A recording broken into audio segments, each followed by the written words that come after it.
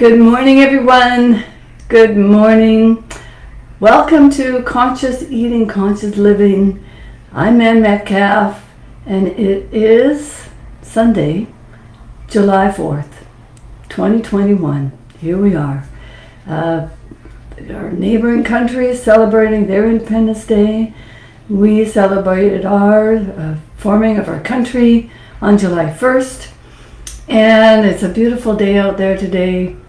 So let's just kind of breathe in and just feel grateful for where we are, who we are, the gifts of life that we get each day, and our food, our friends, our family, the earth, and just appreciate all that.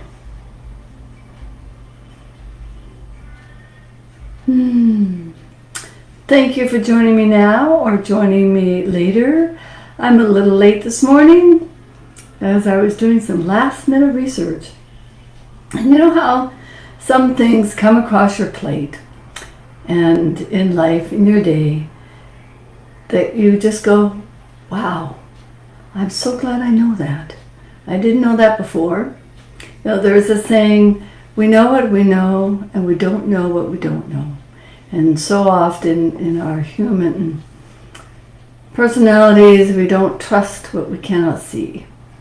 And, do we know things? We don't know things. We do research and we base the information based on what we see and then we don't sort of make a connection to what we can't see because we don't know it's there. And as some of you may know, I teach gardening to kids. They learn how to grow food.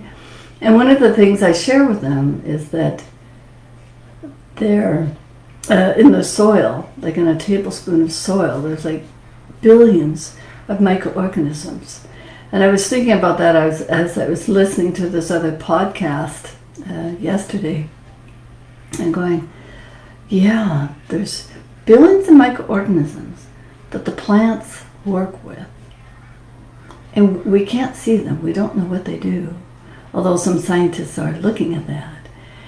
And I'm going, wow, those plants are interacting with the soil, with the microorganisms in the soil, and creating that beautiful food that we eat. And I'm just so grateful for this podcast that came across my email the other day, and I was listening to it twice yesterday as I was prepping food for our friends that came over for a visit. It was so nice to have them over after over a year of not being able to see them. And so I had beet greens from the garden, we had peas from the garden, and I actually made a beet and apple salad, and the apples came from our apple tree and the beets from our garden. And then I used the leaves in a stir fry with some cabbage and plus so much more, and it was wonderful. And so after listening to this podcast, I'm going, there's more to what the food we eat than we realize. I mean, I've been talking about our gut health and the gut microbiome, and you've got all these bacteria and viruses floating around our body and in the digestive system that are assisting us to be as healthy as we can be. And when that is out of balance, when it's in disharmony, we get disease. And it's our body's way of showing us that things are out of alignment. And so after listening to this podcast, I'm going, I'd love to share that with people I know. So that's why I'm doing it this morning. That's why I was a bit late. The podcast is from Matt and Sarah from Australia, and they were interviewing Dr. Joseph Pizzorno. And he's has many qualifications, written encyclopedias and books, and I've ordered his new one. And he talks about the unknown molecules. And he talks about these 50,000 molecules that are in plant food and the nutrients that they pick up from the soil and all all those little invisible friends in the soil that we don't see and don't pay much attention to, they actually help with our health, with our immune system and the respiratory and the mitochondrial functions, and they protect us from disease. And what's happening, we're focused on 50 of those molecules. As Dr. Joseph was saying, that we found 50 molecules that are really, really important for our health, and they focused on those. Well, it's just 99.9% of the ones that we forgot about. It's like the scientists looking at the DNA and going, all the junk DNA, and how important that is just to our understanding and to our health. And so on this podcast, he was talking about different things. And he's actually a naturopathic physician, educator, researcher, and founder of the Bastyr, B-A-S-T-Y-R University, and a editor of Integrative Medicine, a clinician's journal. And apparently it's the most widely distributed peer-reviewed journal in the field of natural medicine. So I was just impressed by Dr. Pizzorno's information, just the way he presented the information. Just had me kind of glued to the podcast. And talking about phytonutrients and how quercetin shows this protective benefit from COVID-19 in new research study, and why molecules in food were kind of unimportant because we didn't know, and how the insecticide glyphosate poisons the production of the key nutrients in the plant, and the soil microbiome is being disrupted. Just like our gut microbiome gets disrupted when we eat processed food, and they're finding more and more, even eating like meats can affect that microbiome balance as well. And how our body detoxifies, and actually really interesting how the plants have learned to detoxify from the different toxins in their body. And just to give a high five to Sarah and Matt, and they have this website, goodnesslover.com. They're also on Instagram and Facebook.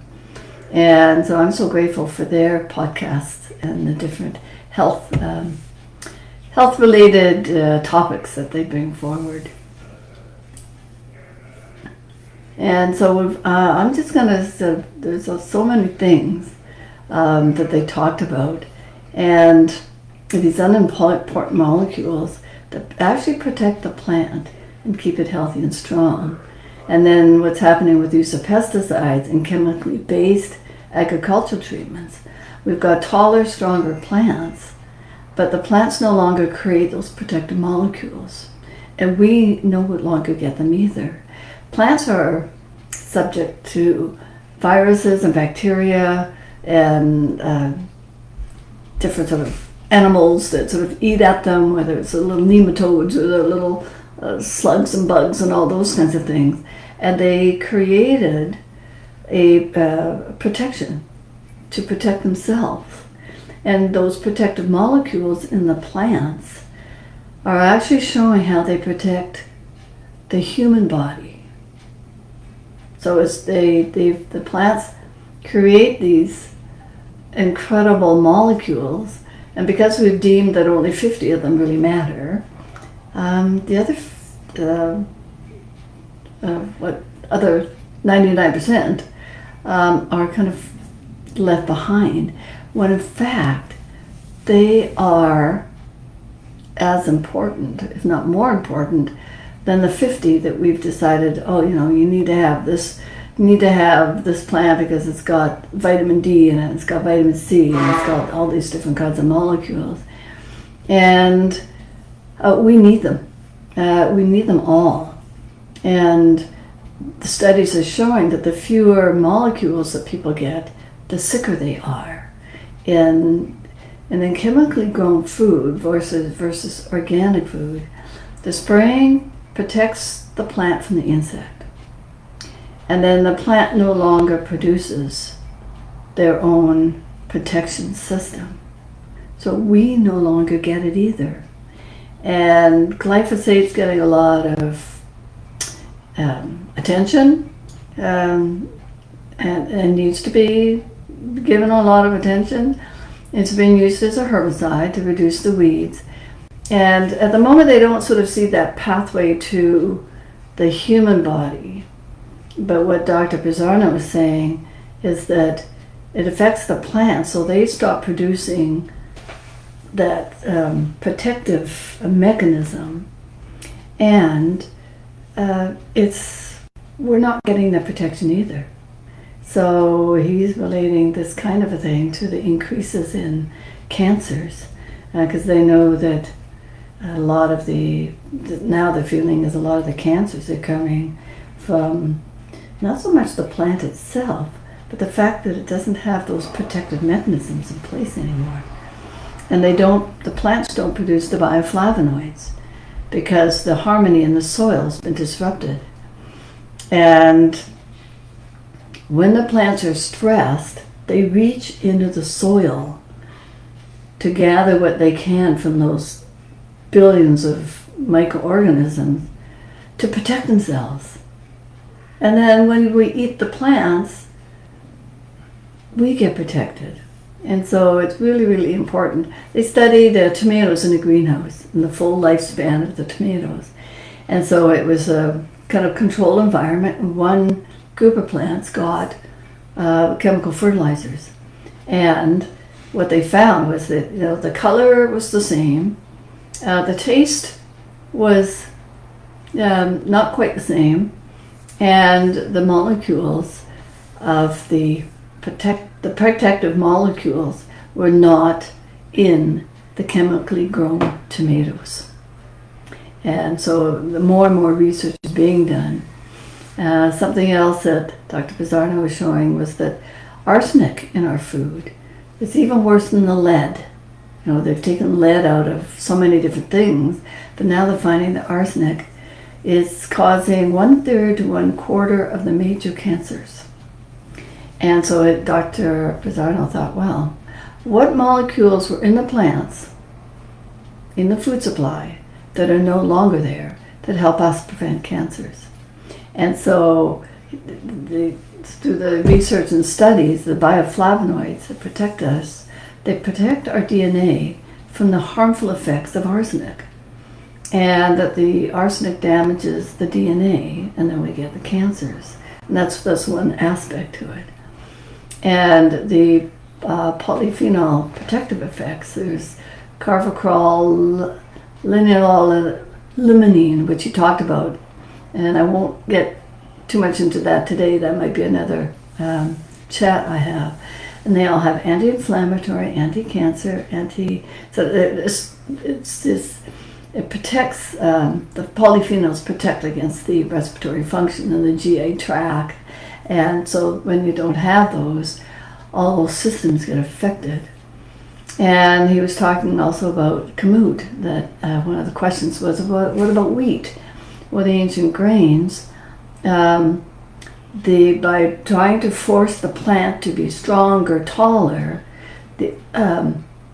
those aspects of the plant are enhanced, but at the expense of the other molecules. They're reduced in the plant.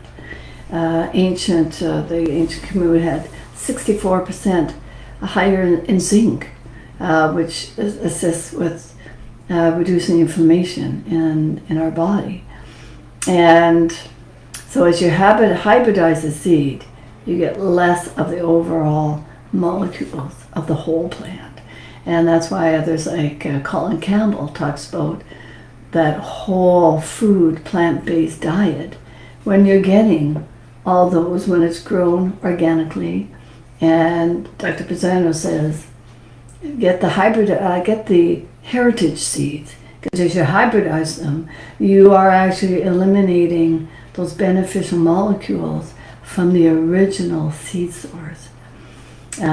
And toxins in our body takes 25% of our energy to detox things from our body.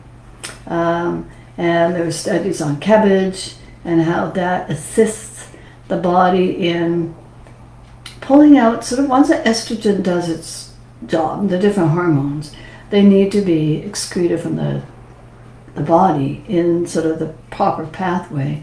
And cabbage has been found to do that. And another way of detoxing is sweating. And somebody did a study based in Finland where they have a lot of hot saunas. And I think it was about 4 more saunas a week. The toxins were released, and they found they had lower incidences of sort of typical lifestyle diseases.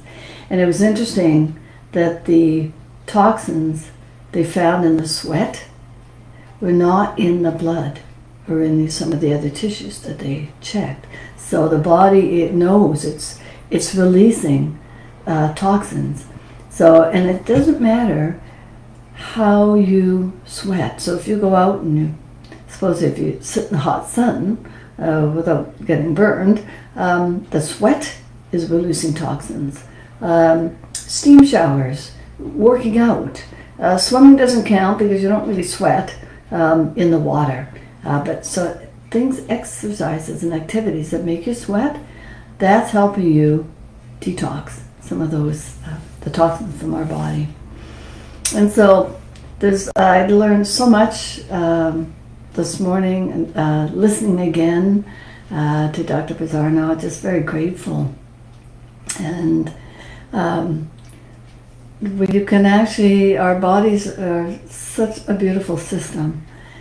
And there are ways, there's natural ways. So grow your own food. Get those, even if you've got a patio or you're in a balcony. Get yourself a little barrel, grow your own lettuce. You can grow basil, you can grow some green onion, lettuce, and they've got patio tomatoes. And grow your own food. Look for those heritage seeds. And taste that food. Taste that beautiful whole food that your body enjoys so much. And so I invite you to experiment in your own backyard, in your garden, and look for those of you who don't have gardens, look for those community CSAs where you pick up a little bin of organic food. You get to know the farmer, you know that it's organic, and organic takes, I think it's a 7-year process for them to get to where they can say that it's organic. And just be very mindful of what you're buying in the store. And the more we demand organic food, the more we will get on the shelves. And now that I know that when it's grown organically, we're getting that whole collective 50,000 molecules in the different plants, and that's why it's so important, the rainbow of colors of plants. Put that into your diet. Get your kids to grow the food. That, the students at the garden, they never ate kale before, and they maybe didn't have a radish or all the different things that were growing, and the chives and all these different things that are grown organically. And these kids are trying it and they're going, oh, I like this. And so get them to be involved in the food growing, the purchasing of it, and the cooking of it, and get them to put their youthful excitement into the food. Because as we prepare the food, and you're just mindfully preparing it, and you're just chatting with each other, that energy goes into the food you're eating. So something to look for, and I've already posted Dr. Pizzorno's podcast on my Facebook page. So I invite you to read the whole thing and get all the information yourself and all the links to different things. And he wrote a book called The Toxic Solution. So I'm looking forward to receiving that in the next few days. And just FYI, this coming Thursday, July 8th at 1 p.m. Pacific time, which is 4 o'clock Eastern Time. And I'm talking about the healing powers of spices. And now I'm going, oh, healing power of spices for our gut, to improve our gut health, our overall health. And I'm going, oh, how important is it for spices to be grown organically? And herbs, probably especially herbs, because they've got that leafy goodness that we get when we have our teas. And I'm going, oh, I might be creating a bigger herb garden. Anyway, just information to play with. And so we'll do our little Manifest and Magnificence cards. And oh yes, oh by the way, I'll put the link. I think I put the other day, I put a link to the talk that I'm going to have this coming Thursday. And I need you to pre-register. It's a Zoom call. And the link is a couple of days ago, and I'll repost it. So if you'd like to join me, you need to pre-register, and then I send you the link to the Zoom broadcast. And so I look forward to having you there. If you're interested in learning a bit more, as I learn, I am sharing with you, so that we can just create this beautiful food and have fun in the kitchen. And so, card today, the green one. All right, let's see what it says. And these are from Susan Hobson. And it says, I am resourceful. And it says, everything I need is within me and my community. Interesting. And we've been talking about soil, our bodies, the soil, and the plants that take from the soil community into the community of our body and our 50, 60, 70 trillion cells, and creating just that beautiful presence that we are. And so with the other manifesting wisdom of the heart cards with Ava Goulet and Bodhi Simpson, we've got I love my unique journey. There we go. And I'm hoping you're loving your unique journey. You're here on purpose to do what you came to do. And sometimes that process involves awakening and remembering the beautiful essence heart, part of that soul spirit, and getting that feeling, that connection, that we all matter. Our presence matters. And how we respect each other, and how we respect the planet, and the food that we eat, how we grow it, is really, really important. So much love to all of you. Have a beautiful July 4th celebration to our American friends. And to the rest of us, just have a beautiful day. And I'd love your comments on the Facebook page. And until we meet again, namaste. Thank you. Be well. Be healthy. And apparently the research is true about vitamin D helping with our immune system. It's not junk. It's not the debunkers. I don't know. They've got their source, and there's another podcast that I will share with you, and it is truly making a difference. So until we meet again, thank you.